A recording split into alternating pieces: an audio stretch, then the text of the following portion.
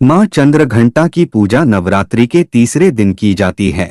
माँ पार्वती भगवान शिव को प्राप्त करने के लिए कठोर तप कर रही हैं। उनके तप से सभी देवता और ऋषि प्रभावित हैं।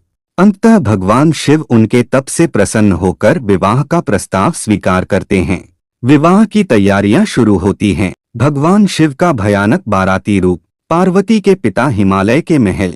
भगवान शिव जब अपनी बारात लेकर आते हैं, उनका रूप अत्यंत भयावह होता है। उनके गले में सांप, शरीर पर भस्म और सिर पर जटा होती है। यह देखकर देवी पार्वती की माँ और अन्य लोग बहुत घबरा जाते हैं।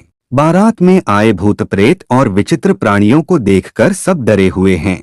पार्वती की माता की चिंता। महल का आंगन।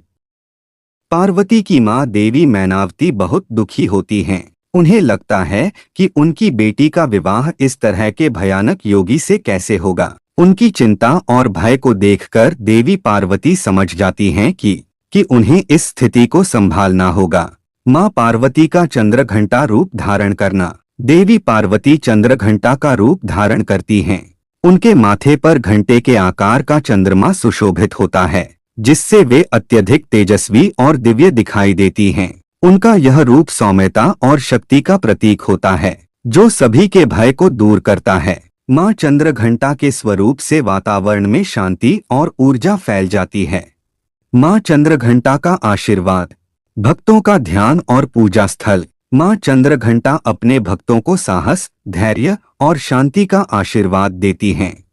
अंततः भगवान शिव उनके तप से प्रसन्न होकर विवाह का प्रस्ताव स्वीकार करते हैं। वे हर प्रकार के भय से मुक्त होकर जीवन में आगे बढ़ते हैं। माँ चंद्रघंटा की कृपा से भक्तों के जीवन में शांति, सौभाग्य और समृद्धि आती है।